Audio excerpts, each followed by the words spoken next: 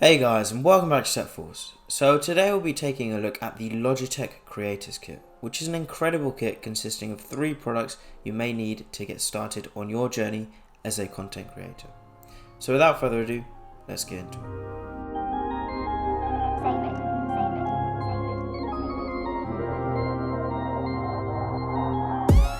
Okay, now first off, let's understand exactly what the Logitech Creators Kit includes.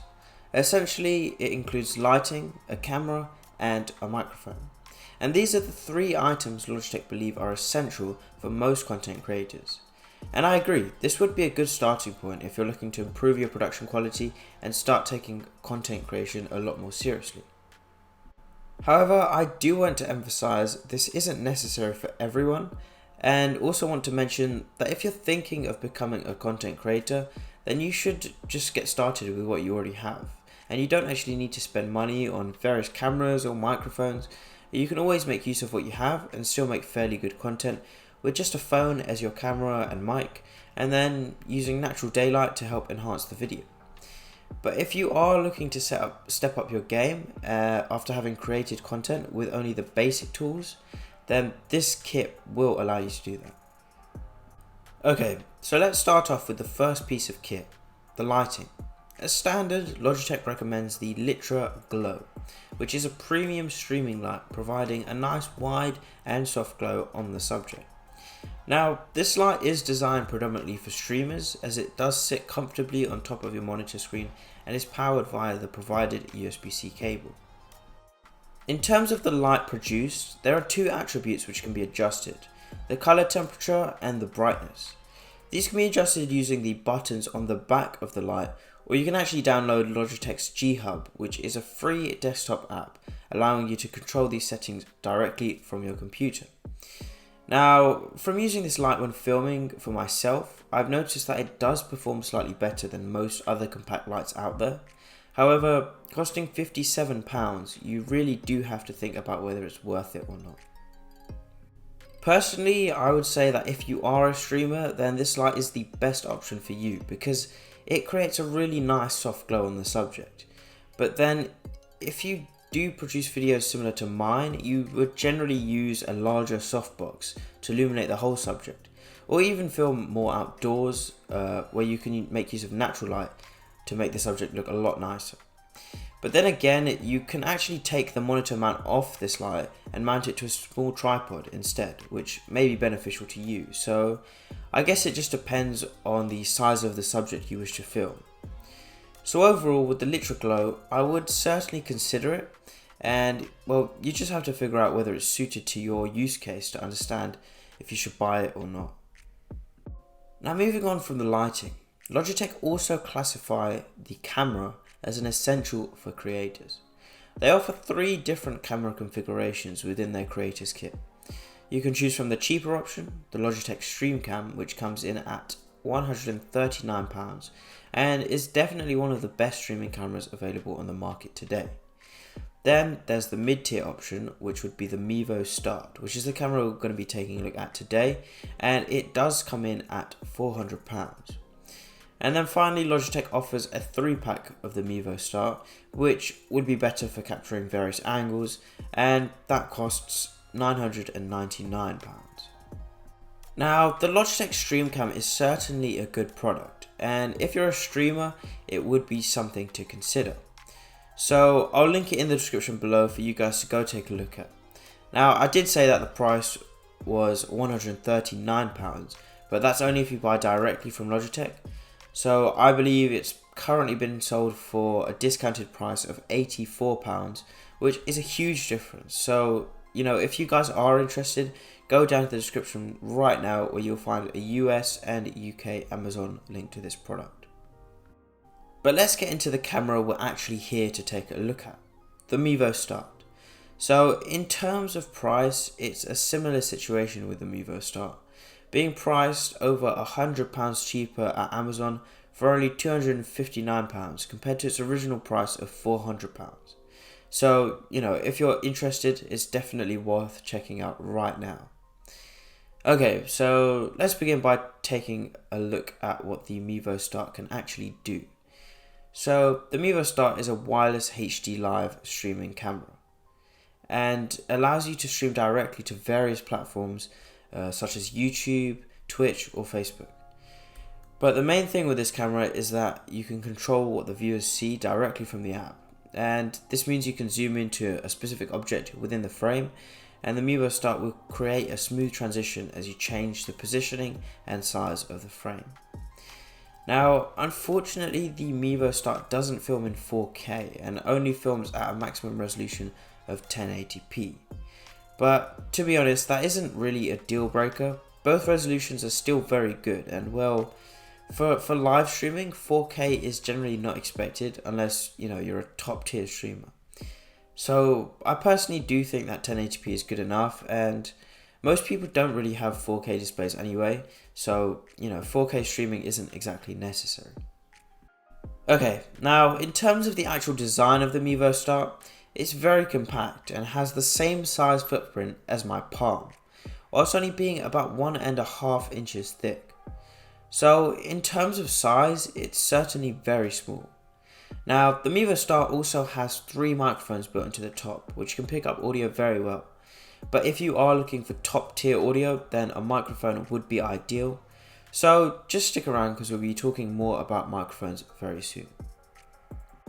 Then on the back of the Mevo Start, we have a 3.5mm auxiliary input, a USB-C input and a micro SD card slot. The USB-C input port can be used to charge the Mevo Start, as well as connect in an external USB microphone. However, you will need to purchase a USB-A port to USB-C plug adapter for that to work, which doesn't come with the Logitech Creators Kit and can be purchased from Amazon for only a few quid. Or you may even have some sort of adapter if you use a MacBook, so you could probably try that. There is also a micro SD card slot on the Mevo Start, which is obviously used to store any footage directly to the micro SD card. But this isn't necessary, as you can just directly live stream the footage if this is what you're aiming to do with the camera. And apart from this, we also have built-in threading for a tripod stand at the bottom of the camera. Now the Mevo Start doesn't actually come with a tripod or any mount at all, so it definitely would be worth picking something up if you don't already have a tripod. Logitech do offer a couple different tripod mounts, but they cost £80, which I personally think is very expensive. And I know you can get something a lot cheaper from Amazon, which would do a pretty similar job. Okay, so overall when it comes to the Mevo Start, I think the most important thing to obviously look at is the quality of the footage it's able to produce. So here's some footage I got of the Litra glow using the Mevo Start. You're able to see how I can make use of the app and smoothly pan across the frame and zoom into specific segments of the frame. Now, do I think the Mevo Start is worth its price tag? Well, it is quite expensive, coming in at £259 from Amazon. But then again, the app is amazing as it allows you to control several Mevo Starts simultaneously, and you're also able to stream direct and wirelessly. Therefore, personally I would say that the Mevo Start is worth buying, but is more suited to large conference or work scenarios where you want different camera angles to be captured. So for streamers, I would mainly focus on the Logitech Streamcam, which is much cheaper and is probably the best Streamcam for that purpose. So remember to go check out the links in the description below, where you'll find links to both products and you can look further into the specs, or feel free to drop any questions in the comment section below if you want to hear any more information about any of the products I've discussed so far. So now let's move on to the final product Logitech recommends for creators, the microphone. Honestly, I do feel the microphone is probably the most important piece of kit for any creator, and it was the first piece of kit I invested in because there wasn't really any piece of tech I already owned with a good enough microphone. Obviously the quality of videos does have some importance, but I've noticed that the smartphone cameras can be utilized to get pretty good video. So buying another camera isn't exactly completely necessary as long as you have a phone that's able to record decent video. So I decided to invest into a pretty good microphone called the Blue Snowball Ice, which costs only £50 and can honestly be used throughout your streaming career, as it's extremely good, and it's actually the microphone that I'm using right now. So I'll link that down in the description below for you guys to go and take a look at further.